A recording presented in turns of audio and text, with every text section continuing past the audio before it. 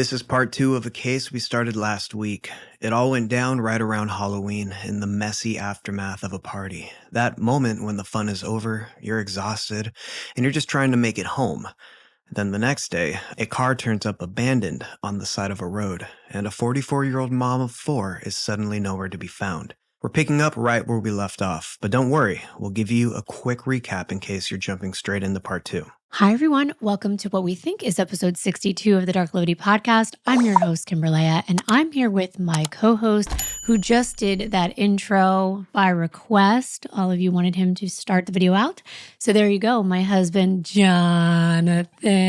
Hi. Darklivity is the dark downward slope into the degradation of the human mind and the consequences that such darkness brings to light. That's right. One of you requested that John did the intro, and he did such a good job. We've come a long way since the beginning. We have People were telling us that they're watching Candy Lee Kimbyr, they're watching Stoppage on TV, and that they're seeing you do your own channel. And it's so cool from the very beginning when we first started this. So if you haven't checked that out, I highly recommend down below in the description box, because one of his videos actually went viral recently. He worked really hard on that one. It's a good one. It is. It's all about urban legends. 5 urban legends that are actually true. I can't believe the year is going by so fast. And this time of year, I'm trying to cook more at home, but I don't want to spend hours meal planning and doing grocery shopping, which is why I'm excited to have HelloFresh in our fridge and as a sponsor of today's video. And ironically, speaking of fridge, our refrigerator decided to completely conk out the other day, which meant all of our food went bad. We had to run to a friend's house, borrow a big cooler, fill it with ice, and I was so thankful that our HelloFresh box came right afterward. I was able to cook a full meal, have it ready for us in no time at all without wasting any more food with their pre-portioned packages. Not only has HelloFresh been saving us a lot of time, I find myself eating healthier and grabbing for way less junk food on the go. Plus, with the new larger portions that HelloFresh provides, they're the perfect size so you feel full while eating better. There's actually over 15 high-protein meals every week and 2 times more healthy options to pick from. Exactly. And with over 100 recipes each week, HelloFresh doubled their menu size, so you are bound to find something that you and your whole family will enjoy. I made this amazing sunny lemon rigatoni with chicken the other day. I had actually never made anything quite like this before. It was so good. I'm telling you, you have to check it out today. You're going to love how easy it is. And you get up to 10 free meals on your very first box at HelloFresh.com with code DarklivityFM. Free meals are applied as discount on the first box. New subscribers only, varies by plan. That's up to 10 free HelloFresh meals and free shipping. Just go to HelloFresh.com with code DarklivityFM. Or look below in our description box for the link and try HelloFresh today. Thanks so much to HelloFresh for their delicious meals and for making today's video possible.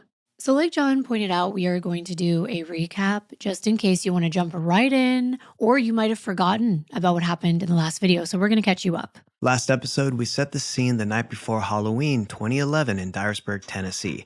It's the grown-ups party at the Farms, an annual adults-only bash. Karen Swift, 44, mom of 4, arrives with friends Bill and Kathy Bona around 8 p.m. She's in a form-fitting black outfit with a black Mardi Gras mask, a little more sleek and cat-like than her usual costumes. Inside, people notice she's not quite herself. She even calls her friend Jenny and says that she wishes she hadn't come. And then around midnight, Karen leaves with the Bonas. She hits McDonald's for some fries and heads back to their house to crash. But then she got the mom call. Every parent knows her 9-year-old daughter, Ashley, is upset at a sleepover and wants to come home. So Karen switches to mom mode. She calls David, her husband, at 1:28 a.m. to say that she's picking up Ashley and heading back. He replies that the garage is closed, so please use the side door. At about 2:08 a.m., Karen's phone pings the home network. She and Ashley are back. David goes upstairs, and Karen curls up with Ashley in another room to sleep. And as morning drifts in around 10 or 10:30 a.m., Ashley wakes up in a different room with her sister and realizes that her mom is gone. Meanwhile, a neighbor, Jennifer Lamb, mentions that she and her husband saw Karen's white Nissan Murano that morning parked at Millsfield Highway and Harness Road, just about half a mile from the Swifts' residence, with the right front tire completely flat. Phone calls start. Kathy Bona can't reach Karen. David texts and calls. He checks all of her usual places. And by the late morning, early afternoon, Dyer County deputies are on the scene of that vehicle. And from the road, it looks like a routine flat tire. But close up, there's something off. Personal items are in the car, her boots and her purse, the kind of things that you don't leave if you're just stepping out. The driver's seat is pushed back much farther than someone who's about 5'5", Karen's height, and they notice a sheet metal screw is lodged below the tread of the flat tire. Right. Police impound the car. Kathy and Bill meet officers at the scene, and Bill also checks whether Karen went to the Habitat for Humanity cleaning job that morning. The neighbors there said that she wasn't there. And at the Swift property, early searches add more weird breadcrumbs. 2 smashed phones found near the property line at the neighbor's John Hogshooter's land. Both are Karen's. One is a regular iPhone, and the other is a divorce phone that the Bonas had given her so she could talk privately with her lawyer. We also walked you through the backstory, and it matters. Karen and David, Walnut Ridge graduates of 1985 and married in 1989. 4 children, Preston, Dustin, Ashley, and Keely, a prior divorce and remarriage. Years earlier, they lived in Arkansas, and then David had an affair that resulted in a child. They divorced in the year 2000 and then remarried only months later. Now, years after that, Karen has an affair of her own, and soon afterward, the family is moved to Dyersburg in 2008 for what was supposed to be a reset. By October of 2011, Karen has now filed for divorce on October 10th. She had borrowed money from her friends, Kathy and Bill Bona, to do that, and she uses that second phone to keep in communication with her attorney privately. Friends describe control issues at home, David tracking, following, and showing up when she's with her friends. So detectives start at home, and David comes in for an interview on crutches again. Remember that he had a knee surgery in April, and people actually has seen him recently without crutches, even working a bonfire hayride. But anyways, in this interview, he goes on and on about Karen's drinking, her friends, and what he claims she was doing. He mentions Bill, Kathy, Jenny's father-in-law, Jamie, and a few others, and really tries to paint Karen as being out of control. He says he saw Karen when she returned with Ashley and went back upstairs and then went to bed. And these details will not stay consistent later on. Right, he pulls out a Walmart receipt and mall receipts out of his pocket, and then he tries to use them to back up his timeline from the night before. And the detectives can't help but to notice how conveniently he has them ready to go. Exactly. They're just right there waiting. And we also hear multiple stalking adjacent episodes, parking down the street to watch the Bona's backyard being caught by neighbor Janie Helm, barging into the Bona's home late at night looking for Karen, and confrontations about hot tub nights that friends say were not sexual, just messy social evenings. Yeah, like people got a little rowdy. Police also quickly clear obvious leads. The concert acquaintance that texted Karen the night before, a neighbor, John Hogshooter, whose recent dog poisoning incident happened. He actually didn't want these dogs, going to the bathroom on his yard, and he put poison on his land, ends up killing one of their neighbor's dogs, and Karen's dog got violently ill, but luckily he did survive. Well, John Hogshooter's alibi checks out, and the search turns up nothing. Now the community response, where friends and family are organizing searches, but the kudzu is thick and the visibility collapses into just a few feet.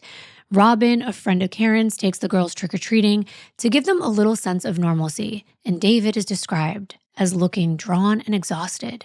The town keeps Halloween decorations up, but the vibe flips. Plastic tombstones outside, and the real cemetery just down the road in everyone's peripheral vision makes everything feel more eerie. So here's where we left off. The SUV appears to be staged half a mile from the home.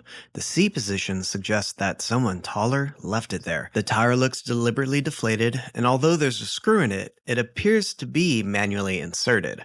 2 of Karen's phones are found smashed near the property line. Divorce papers are hidden under a spare tire. Friends say Karen wanted out, but David says he wanted to work it out. and searches continue, and there's still no sign of Karen. And right when we left off, we were talking about the fact that the phones were found on Mr. Hogshooter's property. Right, and I mentioned it was significant because Mr. Hogshooter was already tied up in a legal dispute with Karen and another neighbor.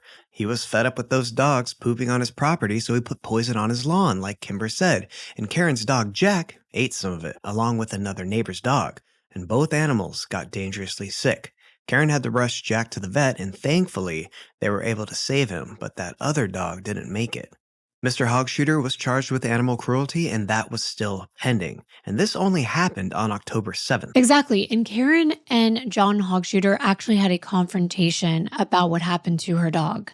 And this was significant. We're talking acres of land, though. This is not, yards that have fences. This is wooded areas. And I told you in the last video, this is pretty much a large bathroom for an outdoor dog.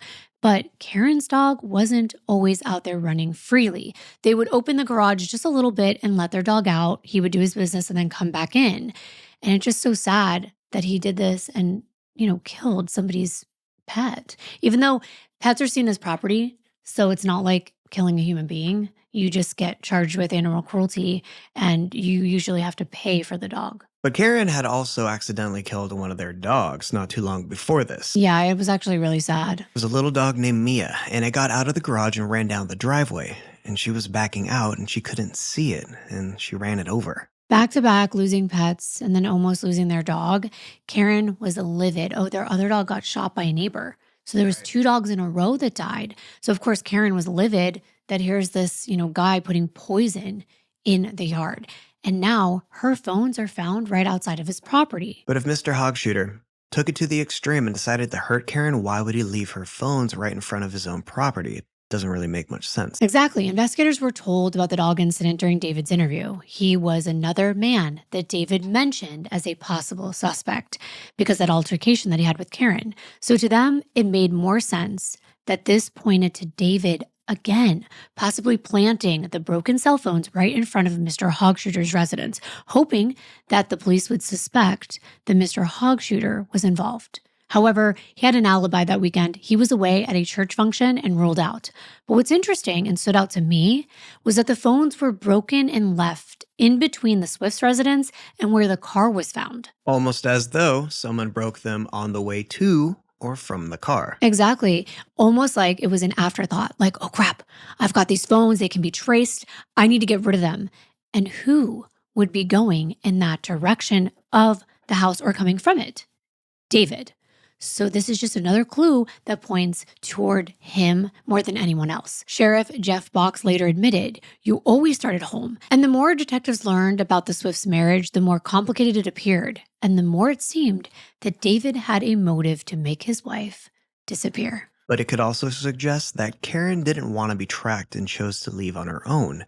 Maybe leaving her car there and catching a ride with someone else. Something that she might have planned ahead of time so she could just slip away. That is a good point. And I want to point out, this is not an easy area to search. So they did find it odd the phones were placed so easily there on the ground because all they really had to do is throw them in the kudzu. Now this kudzu, I had never even heard of it before. It is a fast-growing vine that's common across the South. Kudzu climbs trees, it wraps around fences, it spreads on the ground in thick, tangled mats. And in the summer and fall, it forms dense green walls that can completely hide whatever's underneath. And once it takes over, you can't see more than a few feet in front of you. If someone wanted to make those phones disappear, they could have thrown them into the kudzu or they could have thrown them away, put them far away from the scene, but instead, they're in plain sight. For the searchers, it meant that every path was choked off and every thicket could be hiding evidence. Even on horseback, you could barely see anything. And riders spent hours pushing through vines, brush, and looking for any trace of Karen's belongings. But there was nothing. Even from the air, the kudzu made it nearly impossible to see. And inside the Swift's house, they didn't find anything of evidentiary value either. At least nothing that pointed to anything like a struggle in any way. But what they did find was a half-empty water bottle, on Karen's bedside, along with a bottle of Tylenol PM. And Bill and Kathy had told investigators that it was really common for Karen to take a Tylenol PM so that she could get a good night's sleep. They said that sometimes she would take one around 8 o'clock before she left their house to take that 12-minute drive home so that she would be sleepy by the time she got home, got ready for bed, and it would kick in about an hour later. If this was normal habit and she did this on that night when she came home with Ashley, then maybe it was her that was on the home computer until she got drowsy, but that would mean it was unlikely that she would have left the house.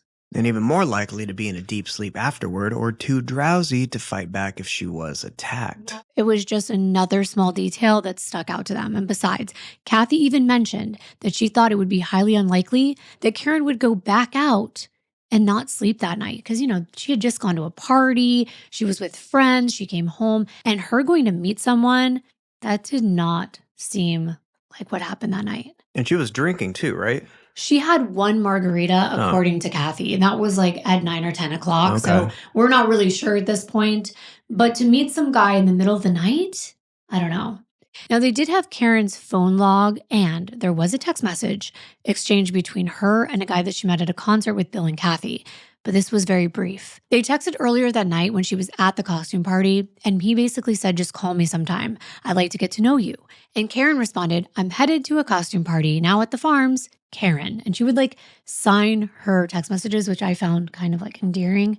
She would always put dash, Karen. In iPhones, but also Androids, you can have that sign off. I think where that it always will happen. That might have been what it was, because I know you can add that in there. You can even add a heading. Yeah. I learned that too. And all he said was, okay, have fun, call me sometime if you would like to, because I'd like to take you to dinner. And that was it. And the only exchange between her and any guys. So it didn't seem likely that she was going to meet him for some action that night. They hadn't even gone on their first date yet. So what about the GPS, right? Remember, David in the interview mentioned that Kathy told him that one of Karen's phones pinged off the Mississippi River. Yeah, now they weren't sure where that information was even gathered, but no, her phone was only in the vicinity of the house. However, they did dig into something important time-wise. Think back to 2011 technology. It was okay. We obviously had cell phones. We had pretty good service, but they lived in a rural area.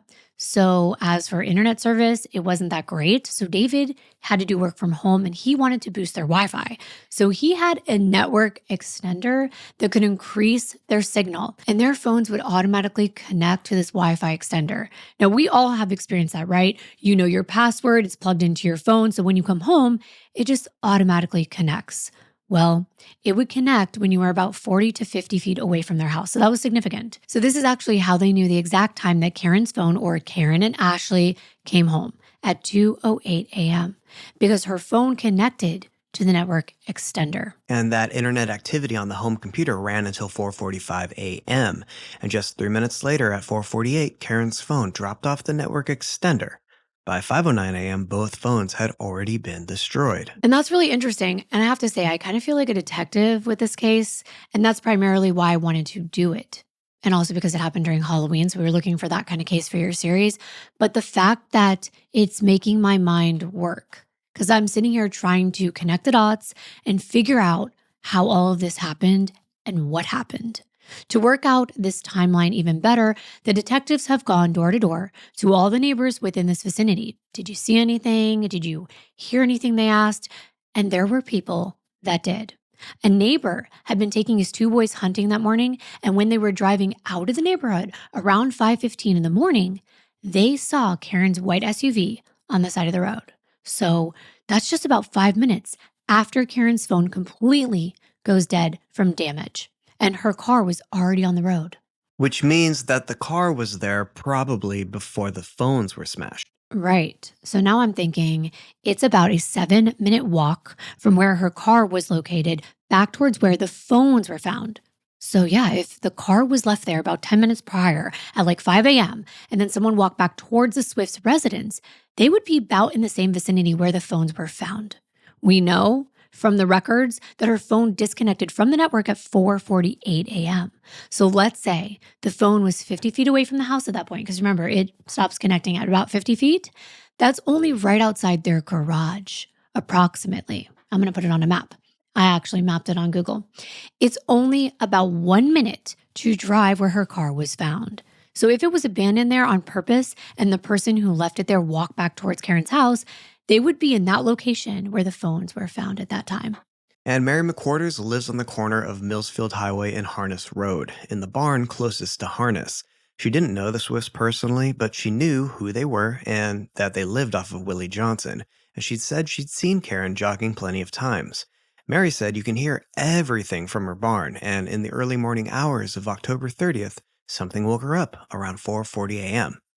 Her dog started barking, so she checked the clock and remembered hearing what sounded like a flat tire.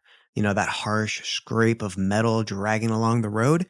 She could tell it was coming from Willie Johnson toward Harness Road, and then heading out to Millsfield Highway, basically from the direction of the Swifts' home. And then she said the sound just stopped where Harness meets Millsfield.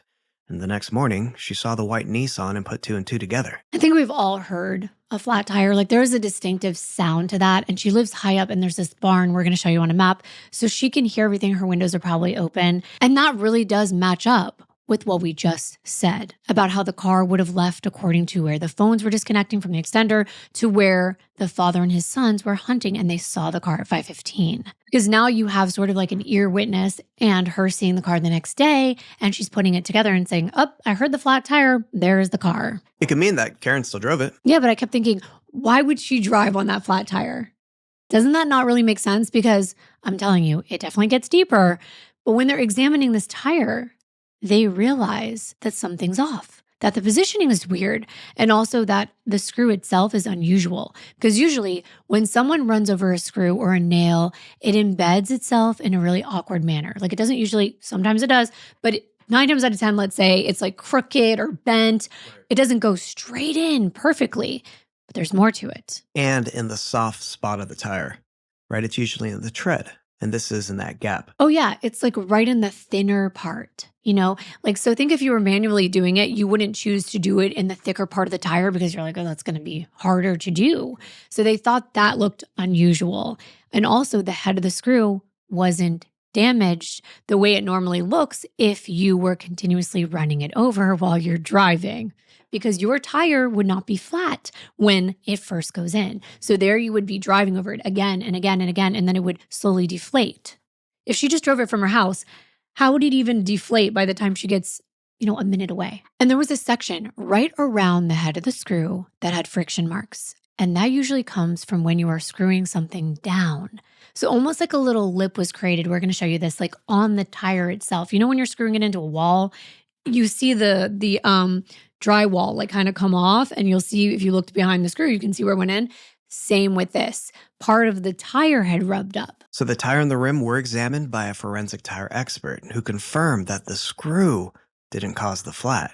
It had been screwed in by hand, and the tire was manually deflated by pressing the valve pin with something like a screwdriver.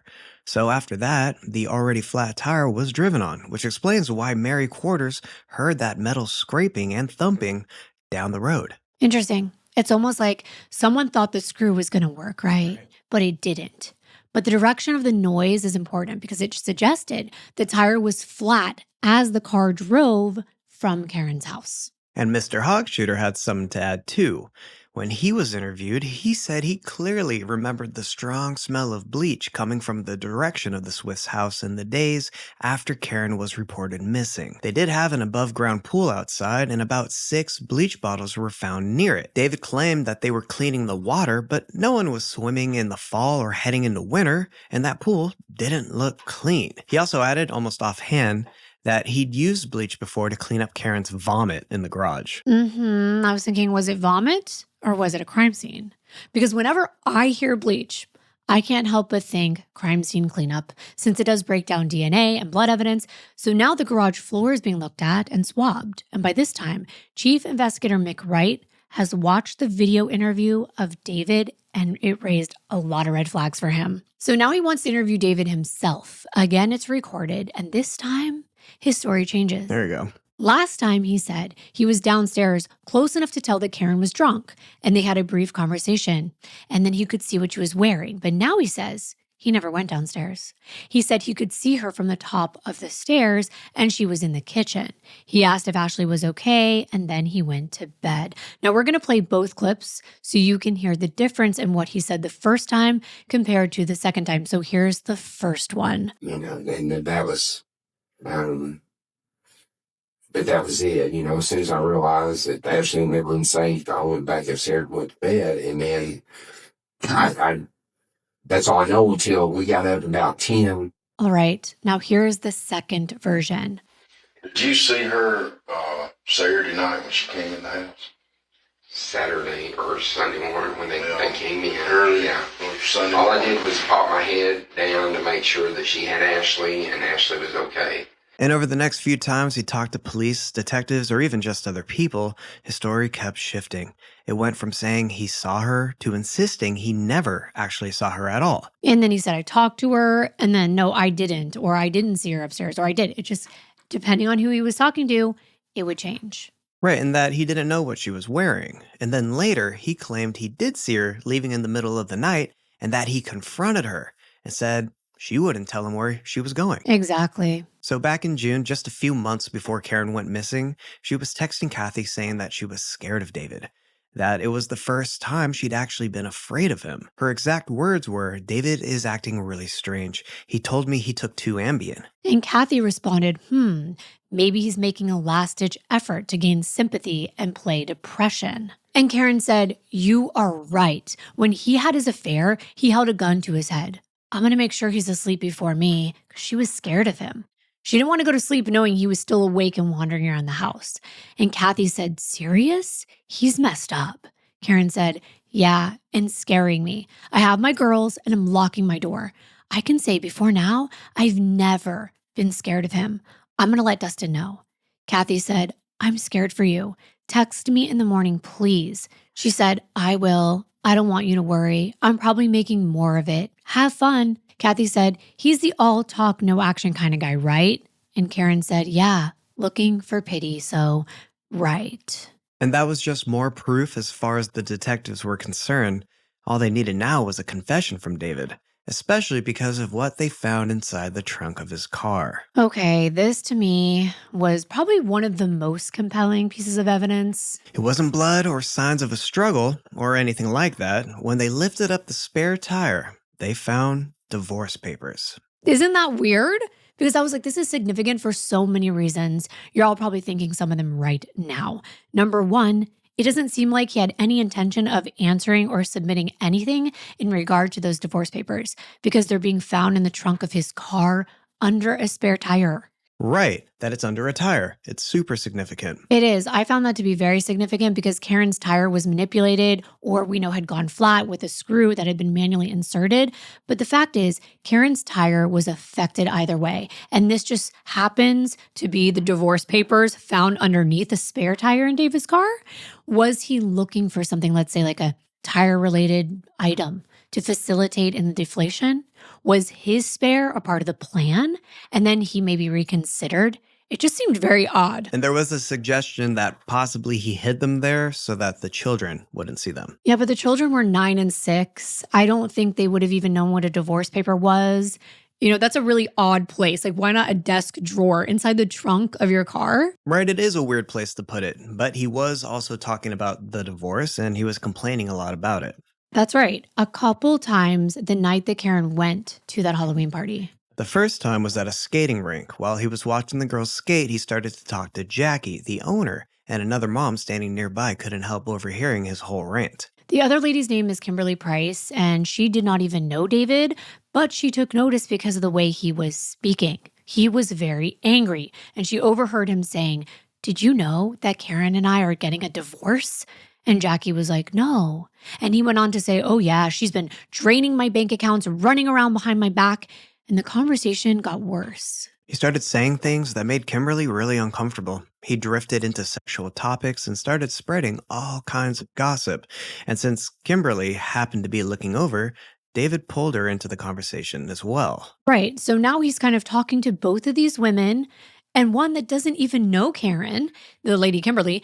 And she remembers him saying, "Oh yeah, I know she's got 2 phones, a secret one that she's hiding." So he did know about her other phone. It looks like he did.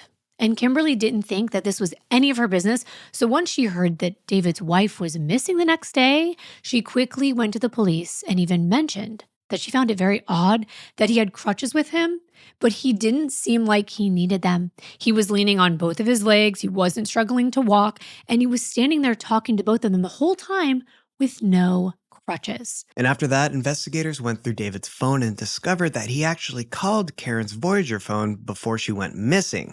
So that was another lie. Well, he explained that away in part. He said that he believed Karen might have called him from that number in the past, from the bonus before the phone was given to her. So back when this was a phone that little Billy was using, the 11-year-old, maybe, Karen's phone died and maybe Kathy's did too. And she needed to use Billy's to call David and let him know what was going on that night. Okay, but can he explain away the dating sites? That's right. The search history on his computer showed that Adult Friend Finder as well as Match.com were visited in the days following Karen's disappearance. And I did pull the records on some of those dates and I saw they started on the 3rd of November, so just a couple days later. Really on the 2nd going into the 3rd because it was just after midnight. And then again on the 4th and the 6th and the 7th and the 9th of November. Someone was in the chat on those websites and looking up profiles. Someone like David, but he swore it wasn't him, that it had to be one of his college-age sons. Now, I found that hard to believe from what I gathered. This older son had a girlfriend at the time. The other one was 18. I really didn't think that he would be on Adult Friend Finder or even Match.com. Those are kind of like aged up sites, in my opinion. Well, if it was David, he was on there days after his wife went missing. Yeah, it's like you're not looking for your wife. It's more like you're looking for a new wife. And speaking of his sons, they stood by their father. The little ones were too young to understand how serious everything was, but the older boys didn't like how they felt that their family was being treated during the investigation, since all the eyes were on their dad. Which does make sense, because until investigators can fully rule him out, they're going to keep circling back to the person closest to Karen. They have to, because he had the means, the motive, and the opportunity. Not only that, David mentioned in his interview with detectives that he's a reserve officer, and he was very interested in talking about that. Chief Investigator Mick Wright said he noticed that anytime he asked some questions about Karen, David would look down. But anytime he would answer questions about him being a reserve officer, he would look up at him very confidently. So here's a guy who knows things about crimes, possibly how to even cover them up because he's a reserve officer in the area. And that's what it looked like, so it was no surprise that they were still focused on him, but he kept trying to shift the attention to Karen's flaws, saying that she was terrible with money, that she owed people and was being sued by credit card companies, and that she even skipped a recent court appearance which led to her bank account being levied. But I was thinking, what does that have to do with her being missing? Right. We know she didn't have a job until just a few weeks before this. And the amounts we're talking about is like $1,500 or $2,500 on credit cards, not hundreds of thousands or even, $10,000. It was under that. So she probably didn't want to show up to court because she didn't have an attorney. But it doesn't seem to have anything to do with her disappearing. Was that to insinuate that somehow she's like running away from her problems? She would never leave her girls behind. So the weeks slipped into months, and by December, the season had completely shifted. The air had turned sharp and cold, and the trees had dropped their leaves. And the kudzu that once wrapped the whole area in dense green walls started to die back. Those same vines had made the searches almost impossible earlier in the fall. But as they withered away, what they'd been hiding slowly started to surface. On December 10th of 2011, 6 weeks after Karen vanished, a caretaker working the grounds of the Bledsoe Cemetery that's so close to that towering steel cross, which was a local landmark that loomed over the grounds, noticed something unusual tangled in the brush. There, just a few hundred feet from that cross, beneath the brittle remains of the dead kudzu, was something that looked like a human body part. The caretaker called authorities immediately. When the authorities got there, they pulled the vines back and confirmed what everyone in the community had already been dreading for weeks. A woman's body was lying tangled in the brush, badly decomposed, nude, with only a pair of underwear down around her ankles. The characteristics, the location, everything left little doubt. The remains were found in the same county where Karen had lived, not far from her home, in a cemetery that many locals passed every day. The state of decomposition was advanced, making it difficult to tell how long the remains had been there. But one thing was clear: this was not an accident. No one had simply wandered into the cemetery, collapsed, and then died unnoticed. The body had been left there on purpose. It wasn't even buried. It was placed right in the kudzu, which at the time would have just enveloped it, hidden from sight without much effort at all. Investigators secured the scene and documented everything. The cemetery had this heavy, eerie stillness to it. It was quiet, sacred ground watched over by a massive steel cross that you could see from the road, with old, cracked, moss-covered headstones scattered out in the distance. And now, just a few hundred feet from that cross, deputies were standing over who they believed to be Karen Swift. Her remains were taken for a full autopsy and official identification. Dental records confirmed that it was 44-year-old Karen Swift. Now I'm going to read right from the record regarding the state of her body.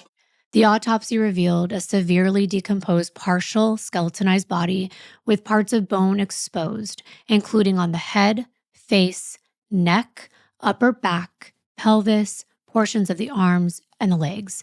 And there was a complex skull fracture on the right side of the head, and bone had collapsed and was pushed into multiple portions of the skull across the top to the left side.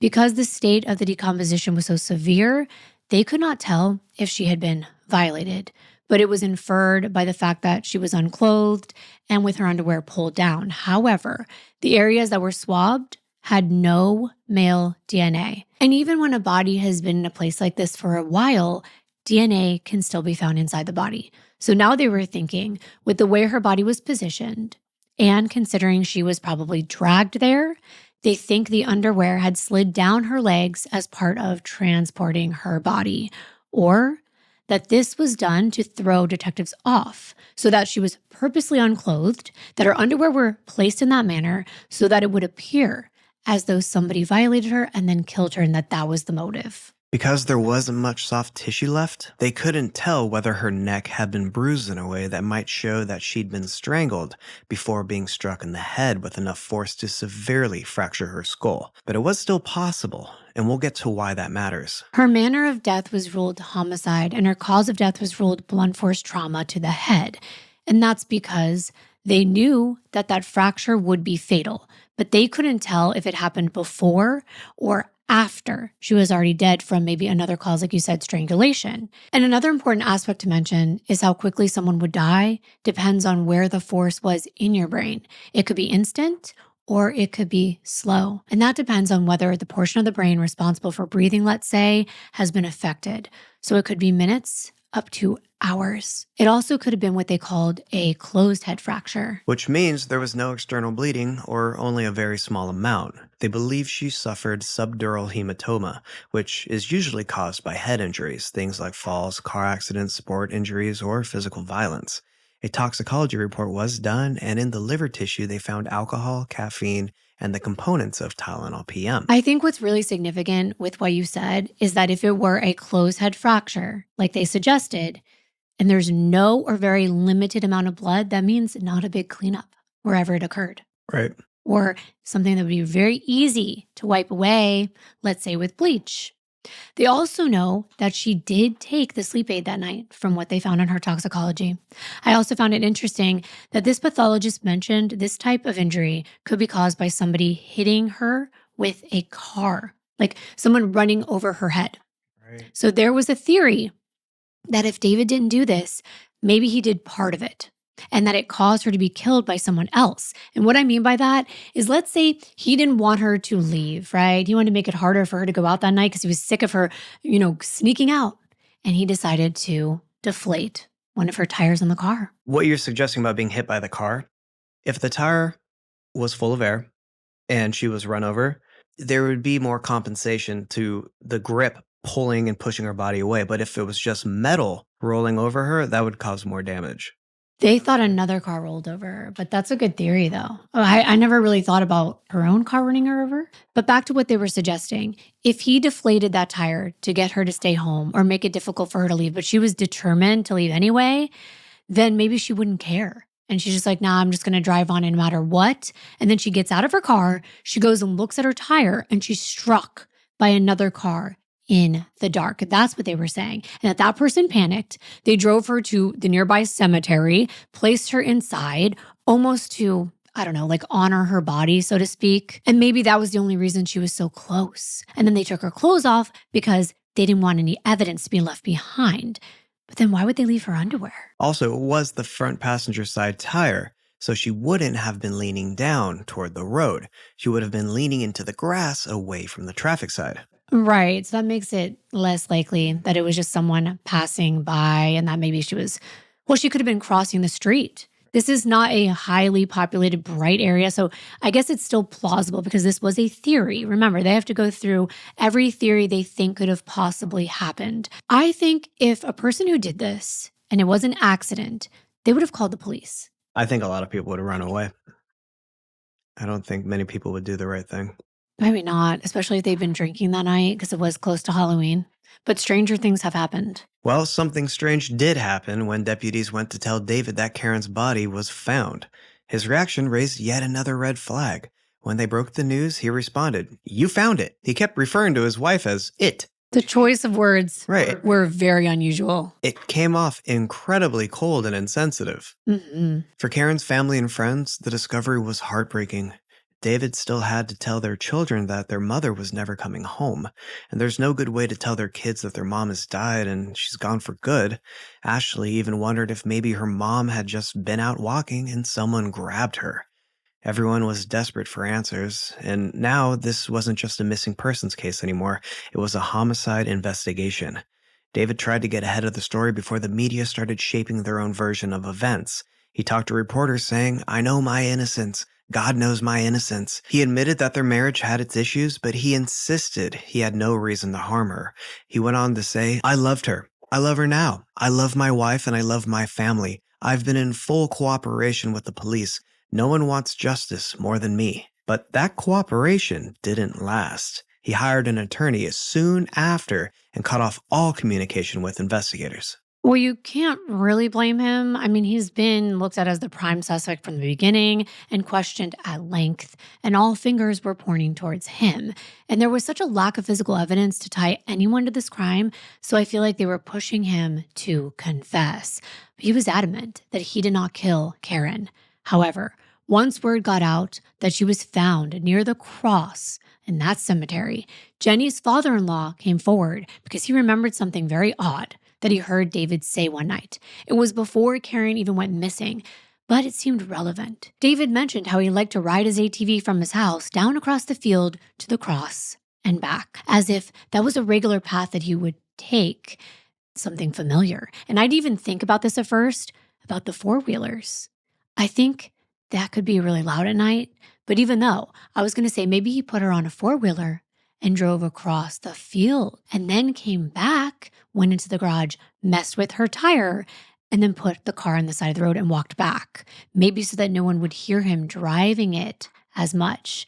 It seems like driving a car, you would get there faster, but I can understand that being on an ATV, you'd be less seen going through the back. That's what I was trying to point out. Like, to make sure that no one saw him driving her vehicle, maybe he crossed through the backyard, and I mapped it. It was a 2-mile drive through the terrain if he went the back way. It actually would be 12 minutes if he took Millsfield Highway with the car. So the ATV theory looks a lot better. No one would have seen him driving her car that far, and it would be less obvious. But to be fair, I did see there was another route. It looked like you could take Harness Road, and that would have been about a 3-mile drive, but still only a few minutes there and back. But with no arrest and barely any physical evidence linking anyone directly to the crime, the case just froze. Weeks slipped into months and then into years. Karen's children grew up without their mother, and in Dyersburg, the frustration kept building. No swift justice became the phrase everyone repeated, and the unsolved case turned into the #1 issue in the town. Of course, there were so many rumors and theories, and a private investigator named Heather Cohen and her partner Tracy Ellis started coming to the town to start their own investigation. They really stirred things up, and they were not welcomed by police because they had a theory that there was corruption within the department, that someone besides David was responsible, and they were just pinning it on him, trying to cover it up. I will say I did read their book, and there were some very interesting theories and interviews and information that came straight from the people in town. Things that linked, a wealthy family in the area with the name Sells, and I'll touch on that because that is the direction that people were leaning towards. And also the Sheriff Box, that he had paid people to be silent and things like that. I'm not big on conspiracy theories or things that seem a little too far-fetched, and there was a bunch of drama and twists and turns. But I did like to look into them, and it was true that the Sells family had some run-ins with the law, and rumors were swirling that on the night that Karen disappeared, she had gotten into an argument with Dina Sells. The rumor going around was that Karen was having an affair with Dina's husband, Bentley. A couple of people who were working at the farm's country club that night said that they saw and heard Dina yelling at Karen out on the patio, accusing her of sleeping with Bentley. And apparently the babysitter who'd been watching Dina and Bentley's children that night came forward, and she said that neither Dina or Bentley made it home until after 5 a.m. And apparently a coworker of Bentley's also said they saw him with a blood-soaked poncho. But then these people recanted once they were actually interviewed by investigators. And that's why there were rumors that they were being paid to stay quiet. I didn't know what to believe, but there still wasn't enough evidence if they did have something to do with it. You're saying that there were blood-soaked ponchos at a Halloween party? Right. Well, they said they saw him loading it into his truck at another time. But then they recanted. Right. And then Heather pointed out to what she considered key pieces of evidence. She said that she uncovered a 911 call and she believed the voice on it belonged to Daryl Sells, Dina's father. According to her, that call gave directions that could have led authorities to Karen's body before the cemetery caretaker discovered it. I did find that call, and I want to listen to it now. Sheriff's Department, may I help you? Oh, yes, is this the sheriff's office? It is. Oh, yeah, tell them to look for Karen Swift, 5.3 miles west, buried in shallow grave. Okay, west from where, sir? West of what, sir? Pardon me? You said west of what? From her home. From her home? Okay, tell me that again. I should be 5.3 miles, buried in a shallow grave. John D. Hawkshooters. He lives down the same road, Harness Drive. Take a look at it and see if you can find out. It was already sent to the FBI. Thank you. Now that is strange. It's very strange. And that was weeks before her body was found. And that person just hung up. There was also Karen's son, Dustin. He came forward, I think this was months later in July of the following year, and he had information that he had not provided before. It was about an older man that he said he saw in the cemetery while he was out looking for his mother, and this was before Karen's body was found. He said the man had a metal detector, and he was right near the metal cross. Dustin thought it was really weird, so he stopped and he asked him what he was doing, and the man said, "I'm looking for my watch." But Dustin was, I don't know what he said, maybe 60% sure that the guy already had a watch on. Did he lose his other watch while placing Karen in the kudzu? And then he's trying to retrieve it before they can link the watch to him. Sure. That was the theory, yes. And apparently, because of the rumors about Daryl Sells, Dustin was shown a photo of Daryl provided by his own father. And he's like, yes, that's the guy. That's the guy I saw with the metal detector. So again, the Sells family. But then when he was asked, why didn't you come forward with this information before? He said he was too afraid because of the way he was being treated by police. And sure, I know it would be hard if your father was being accused of murdering your mother, but still, nothing materialized from any of this. As a matter of fact, Dina came forward. She said her husband was never having an affair with Karen. She never argued with her at the Halloween party. She didn't even know Karen, and she didn't like how her family was now being dragged into this case. So the family listened to that 911 call, and they immediately said it wasn't Daryl's voice. And when detectives interviewed Daryl himself, he said he didn't even know how to use a metal detector. But the PI, Heather, stayed convinced that the Sells family had used their influence and political connections to shield themselves. The detectives, however, were just as firm. Despite all the speculation, there was never any evidence tying the Sells family to Karen Swift's murder. Yes, and years went by. And by 2014, David had left Dyersburg altogether. He moved to Alabama with his daughters, determined to start fresh, and that's where he met a woman named Kelly Esmond on Christian Mingle. They dated for more than 2 years before getting married. David told her about Karen's murder and even asked her to run a background check on him. Nothing showed up. No note of him being a suspect or even a person of interest in this case. Yeah, and that wouldn't have shown up because where would you even find records like he was a suspect in a murder case? Right, what a weird thing to ask too. But she was like, yeah, my wife was, murdered. Go look up the case and do a background check on me so that I'm cleared. And I noticed he likes to move to new towns when things aren't going well in the one he's in. But by all accounts, he was a really good father. He made sure that Ashley and Keely had much of a normal childhood as they could after the trauma of losing their mother. Things seemed great for a while, a blended family, making things work, until the cracks began to show. The parenting differences caused tension in the marriage. Kelly didn't agree with the way David was raising the kids, and he didn't know how to communicate, according to her. She tried talking it through with him, but over time, their relationship was suffering. They tried therapy, but things were only getting worse. And meanwhile, in 2018, back in Dyersburg, things started to shift. A new district attorney, Danny Goodman, was elected, and part of his platform was reopening Karen's case. True to that promise, Sheriff Jeff Box handed over the entire case file. Detectives had never stopped working, but everyone knew the stakes. They had only one shot at bringing charges. If they moved too early and it fell apart, there wouldn't be a second chance. And for Karen's family, that meant even more waiting, more years of not knowing. Then came COVID-19, the pandemic. Courtrooms shut down, jury trials were postponed, and prosecutors and investigators suddenly had something they rarely enjoyed before, and that was uninterrupted time. For 6 whole weeks, they sat with Karen's case, combing through every report, every interview, and every piece of evidence collected over the years.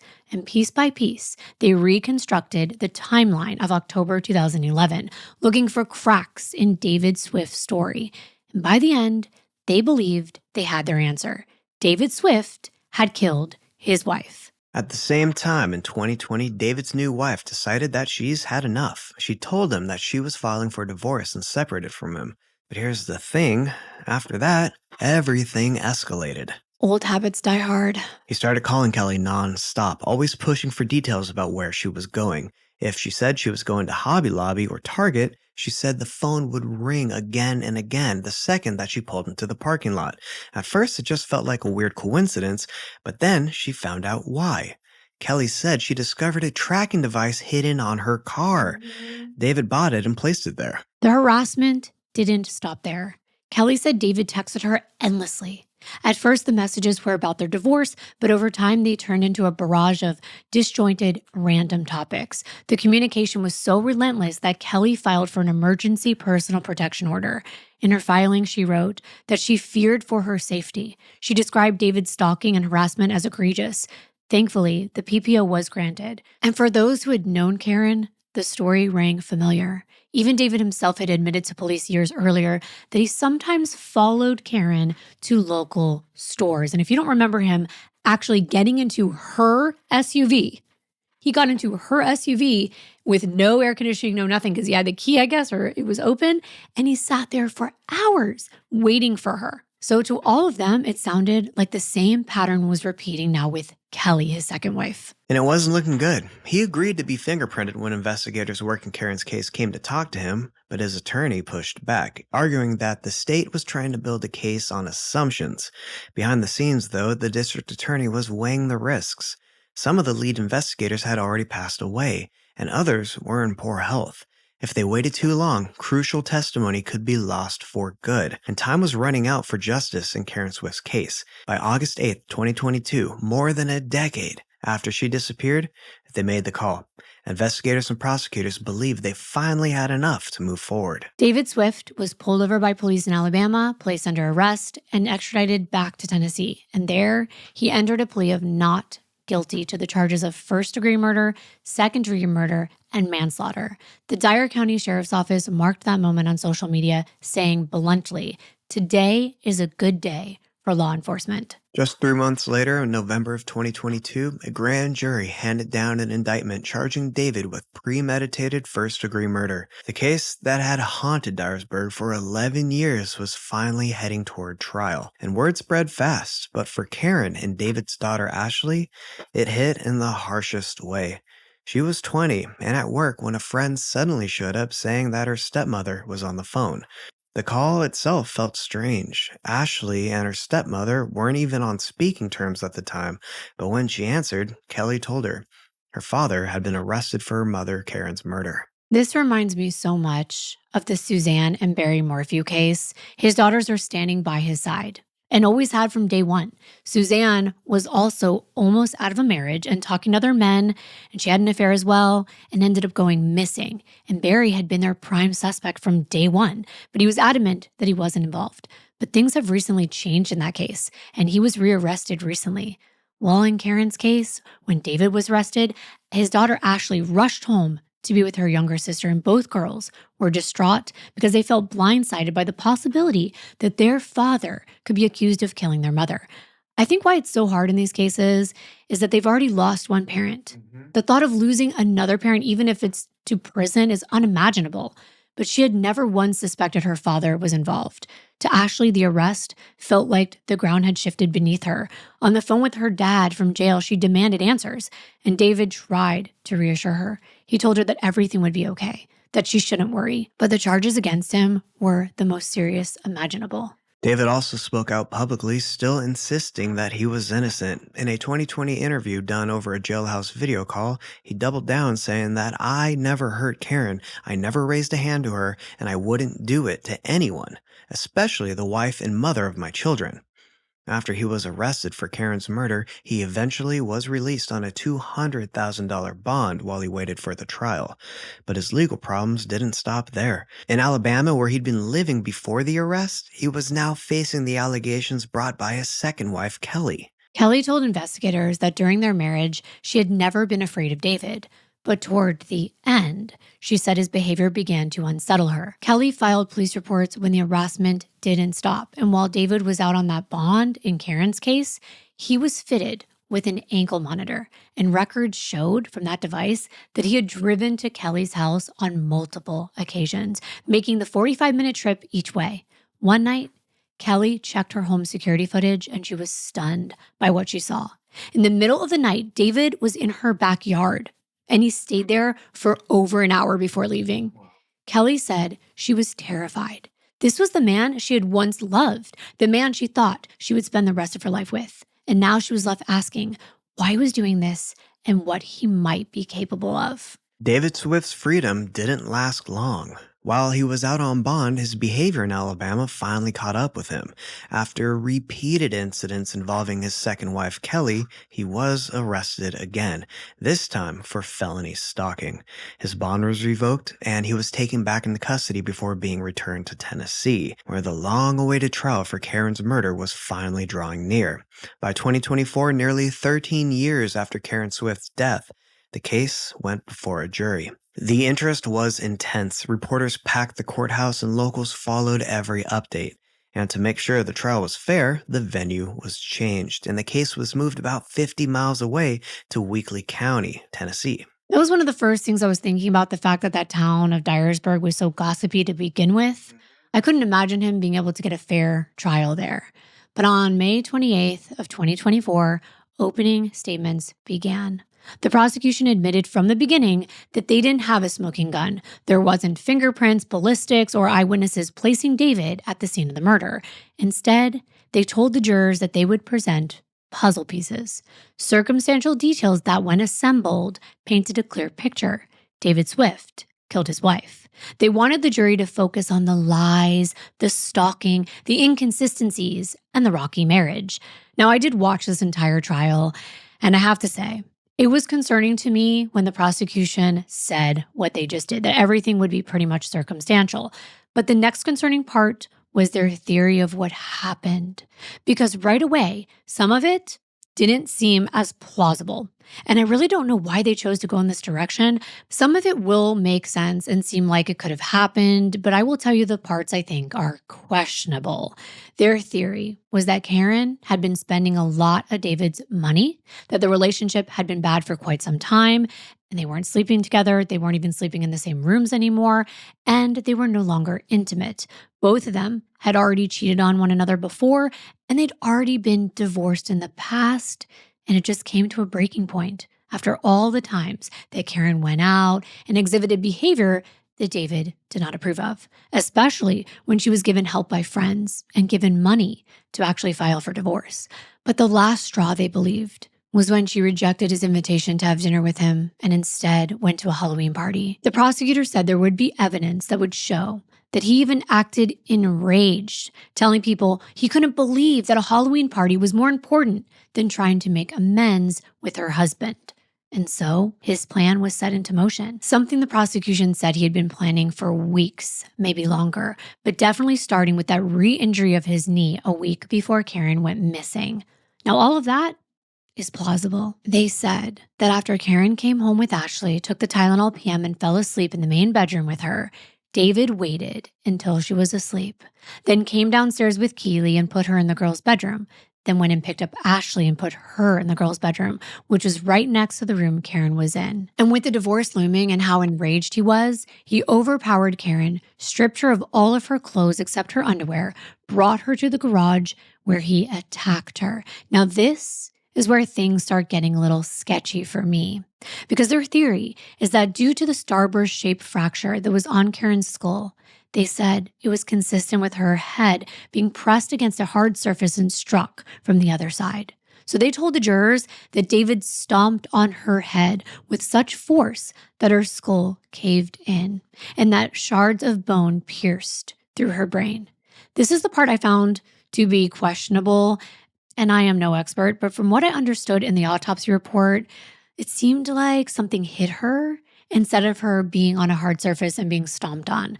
I also found it hard to believe that he would do this in the house with his children there, because they could have walked in at any moment. And the fact that no one heard her screaming, I don't know. Maybe it is possible, but it just didn't seem as believable as something like maybe a strangulation while she was in bed. That's more silent. And then later at another location, possibly the cemetery where she was found, that's when maybe she was hit over the head with something. Maybe like a tire iron that he got from inside his trunk, which could be why the divorce papers were found underneath his spare tire. To me, that made more sense. And if that would have been the theory, I think it would have been more believable for the jury. And we're going to get to this. But I think that's why during the end of the trial, the prosecution started to change their theory, which is never a good sign. It means they weren't confident about what they stated in their opening. But they go on to say that they think he loaded her into her car, went in the backyard and got bleach, used it to clean the garage, and then drove down to Harness Road and dumped her body near the cemetery where the large cross was located. Then he rushed back to the house, got a screw, manually inserted it into the tire, but the tire didn't go flat. So he intentionally deflated it by using the valve, which is plausible. Then he put Karen's purse and cell phones into her car, because we know her phone disconnected at 4:48 a.m. And then he drove her car with the phones to the end of Harness Road and Millsfield Highway on that metal rim and left it on the side of the road to look like she got stranded and that someone took her. And then he walked back with the phones and realized he needed to trash them. And the prosecution said it this way. They said that's when he stomped on the phones just like he stomped on her head. And he threw them on John Hogshuter's property. And that was because of the recent issues that they faced with him to draw suspicion away from David. Some of that added up, but the injuries and the way that they were carried out didn't sit well. Yeah, it didn't seem as plausible to me. And David's defense pushed back right away. They claimed that he wasn't physically capable of committing that kind of violence, pointing out that he had a knee injury earlier that year. They told the jury about the couple's previous divorce and how they worked things out for the kids. They said the move to Dyersburg was supposed to be a fresh start, but once Karen began making more friends, she changed. That the people around her encouraged her to go out, and her personality became almost unrecognizable. According to them, it turned into drinking and partying instead of focusing on being a mother, especially once the Bonas entered the picture. By 2011, they said the partying and the heavy drinking were constant, and they insisted this wasn't meant to tear Karen down, just to tell the truth as they saw it. According to the defense, they argued that even Karen's close friends had noticed the change and began pulling back because of her behavior and the things she was getting involved in. The adult parties, the skinny dipping hot tub nights, and David, they said, felt her family responsibilities were slipping, and he was worried. He didn't want the kids to see their mother like this and be affected by it. According to the defense, he wasn't stalking her, he was protecting her. That was his duty as a husband and a father. He needed to know that she was safe. He couldn't just sit at home or sleep without knowing where she was. He didn't trust Karen because, according to him, he caught her in so many lies. He resented the Bonas for giving a married woman a phone that Bill Bona could check whenever he wanted, and for making it easier, in his view, for her to have affairs and sneak around behind his back. The defense pointed out that she'd never filed a restraining order, and there were no domestic incidents, no police calls to their home, and no reports of David ever being violent toward her or anyone else. They also addressed the fact that the jury might hear he helped Karen move some hay, and argued that dragging a bale of hay isn't the same as carrying a limp body. That's fair enough, but the man they got the hay from will later say and testify that these were 70-pound bales of hay, and there was at least a dozen of them. The defense also emphasized that the lack of physical evidence, no blood in the garage, no trace of bleach, despite all the suspicions about a cleanup, to them this wasn't justice at all, but politics. A prosecution timed for an election year driven by pressure instead of proof. The jury heard from the key players. For the prosecution, it was, of course, all the investigators, as well as Bill and Kathy Bona, who I thought came off honest, likable, and caring. I did not care for the tactics the defense pulled, though. They definitely minimized a lot of Karen's text exchanges and challenged what others called stalking. They would say, oh, that's not stalking. It was just the husband, They did a lot of victim shaming, in my opinion, and I could hardly contain myself when they were cross-examining Kathy, especially when they were talking about that text we told you about. Karen saying that she was scared of David and that he was acting strange. Now, I'm going to play just a short snippet, and I think you'll see why I was bothered by this. She finally started taking action when she started getting the confidence to say, I'm just done. I can't do this anymore. And the controlling and accusations, she was ready to be done with the marriage because she needed to get out. It bothered me that this defense attorney wanted her to spell it out for him, because it was clear to me. Karen was saying, I'm scared. He's acting strange. I'm in the bedroom behind a locked door with the girls because I'm hiding here and I don't want anything to happen. And I'm about to tell my son what's going on because I'm concerned. These messages are from June 28th of 2011. Yes. That's well before her divorce. Is that correct? Yes. Her divorce was in October. Yes. Well before she went missing also. Yes. October the 30th. Several months before. Mm-hmm. Yes or no? Yes. I'm not trying to be rude, but if you'll answer yes or no, okay, for the record, we just have to be sure. Okay. The first message at 9:45 p.m. on June 28th talks about David acting very strange. Yes. She's referring to David Swift, she's not referring to herself, is she? No. Okay. She's talking about David's conduct, isn't she? Yes. And she's referring specifically all to David's conduct in that first message, isn't she? Yes. Not her own. No. And then you respond to her. Yes. And you respond, gain sympathy, playing for depression. You respond that. Yes. You don't say anything about fear or threats. You say sympathy or playing depression. That's how you respond. Yes. Is that a fair characterization of what you said? Yes. And then she responds talking about his conduct, that he had his affair, put a gun to his head. That's how she responds to you. Yes, his conduct. His conduct, not hers. Yes. And she makes a vague reference to gonna make sure he's asleep before me.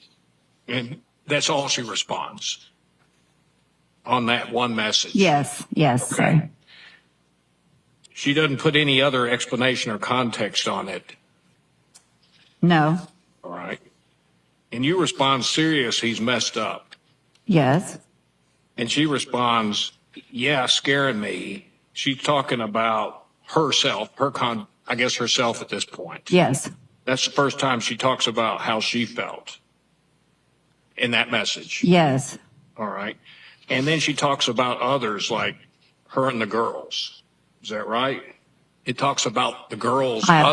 It talks about others' conduct, not David's. Talks about her conduct, yes. Yeah.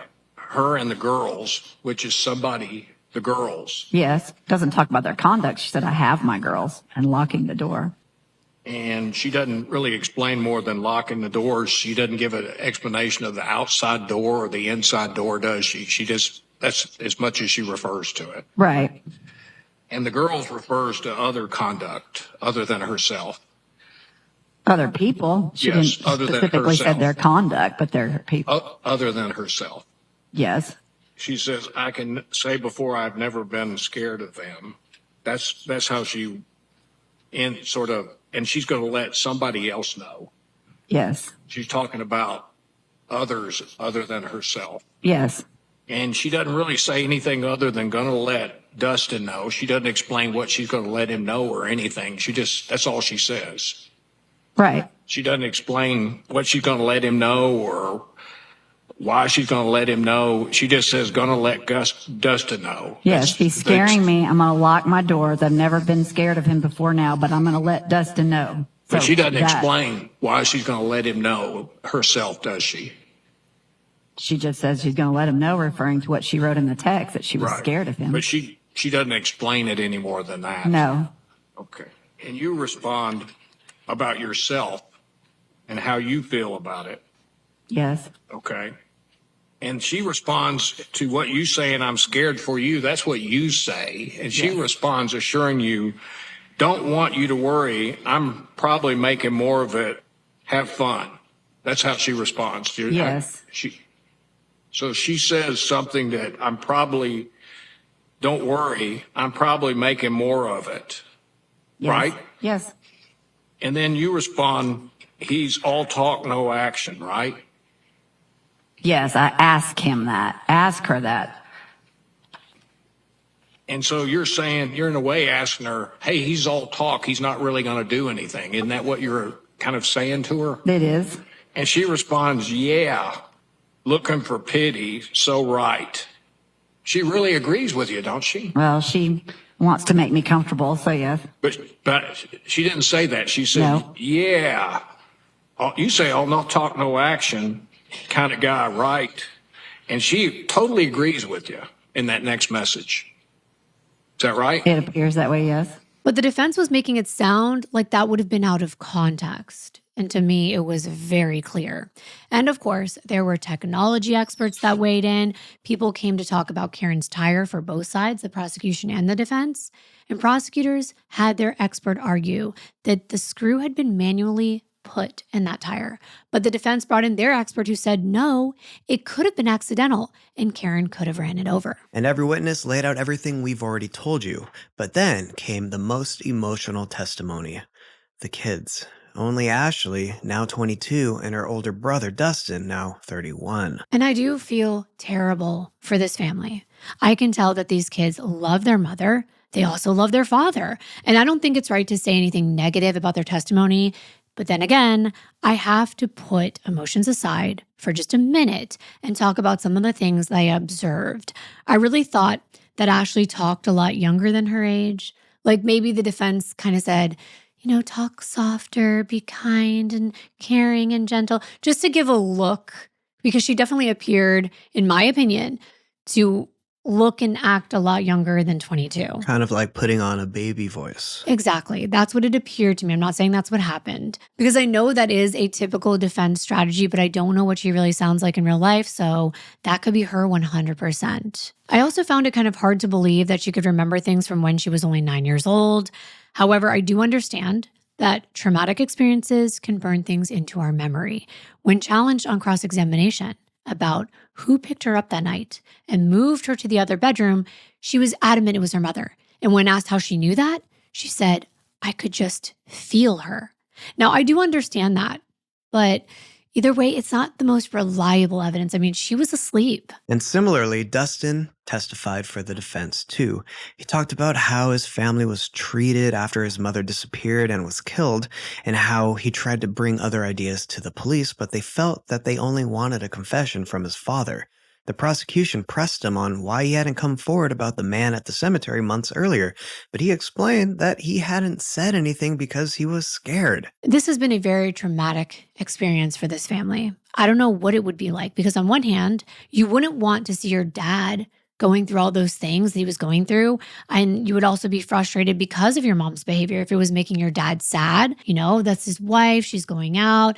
I could just see the children's side of it, like watching it all unfold, right? And being on their dad's side. But there was one thing. The jury did not hear about any of the stalking behavior when it came to his second wife. That was not admissible in court. So all the while that I'm listening to everything, I have to say in my head, like, it's not as compelling because we're just looking at it with Karen. We're not realizing that there's a pattern here. Right, if the jury was able to hear that he did it again, stalking. Exactly. I think a lot of people can relate to losing control in a relationship and not wanting to be cheated on or lied to. But at the same time, I think many people can also relate to wanting to leave a relationship and feeling like there's no way out. And after 2 weeks of testimony, the case went to the jury on June 5th of 2024. But not before the prosecution sort of changed their theory at the last minute. During closing arguments, they were now saying, well, she could have been strangled and then she was stomped on. And I think that was a bad move. And it made them look like they were not confident with their first theory. They admitted they had no single conclusive piece of evidence, no fingerprints, no eyewitnesses. But then they urged the jurors to see the full picture, to put the puzzle pieces together. And they said, "You will see. David Swift killed his wife." And the defense came back with the same point they'd been hammering since day one. There was no proof, no forensic evidence tying David to the crime scene. They argued that his knee surgery made the state's entire theory impossible. How could a man who was barely getting around commit a violent attack and then drag a body into a cemetery? But as they say, where there's a will, there's a way. I've seen mothers pick up an entire car off their child. Yep. They gain superhuman strength when the adrenaline is pumping. So I believe, injury or not, he would have been capable of doing what he did, and it would match the timeline. That's just where I got lost. It's a very short amount of time for all of this to be carried out. We're talking about a window between 4 o'clock in the morning and 5 o'clock in the morning. So 1 hour where he wasn't loud enough to wake the children, went in and out of the house multiple times, was able to drag and relocate Karen's body, also kill her inside a home without making any noise, take her car out of the house twice, making noise in the garage, and apparently no one heard anything through his neighborhood without being seen, and got rid of all the evidence, including her clothing, all the DNA, any evidence of blood. It just seemed like a lot. 1 hour, 60 minutes is a long time, especially if something's planned out. All those routes are very short. If you planned all that out, 15, 30 minutes. Yeah, you're right. And that's why I think this is such a mysterious case. And so many people went back and forth on it because they're all theories. If you don't have proof, you just have a theory to go on and you need to put the pieces together, like the prosecution was saying. And so the jury deliberated for 2 days, but they were divided. And when they finally came back, the verdict stunned everyone. David was not guilty on first-degree murder, not guilty on second-degree murder, but on the lesser charge of voluntary manslaughter. They were completely deadlocked. The jury could not reach a decision on that charge. And I found that to be interesting because some of them believed he had a part in what happened to Karen. And that could mean they believed he manipulated her tire and that she ended up in peril that led to her being killed. Or that he did get into an argument with her that led her to being injured fatally.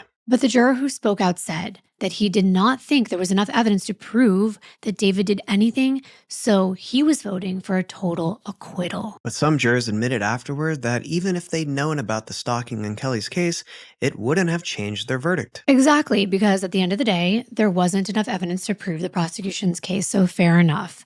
Like I said, I also felt like the prosecution's theory was not strong, and they didn't have enough evidence to overcome reasonable doubt.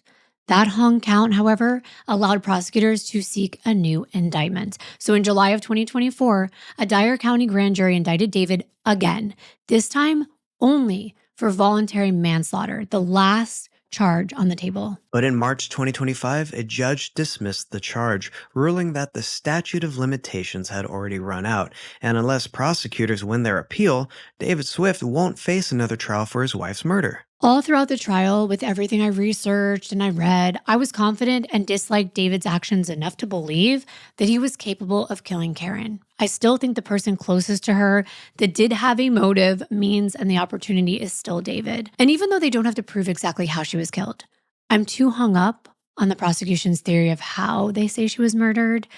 I've heard other theories in passing. For instance, that she was pistol whipped or hit with a tire iron, or that her head was slammed into the street. I've heard all that when I've been reading, and all of those actually seem more plausible. But there just was no DNA evidence in the garage for David to be linked. I can't get past the divorce papers being inside his trunk. And not just inside his trunk, but like where the spare tire is located.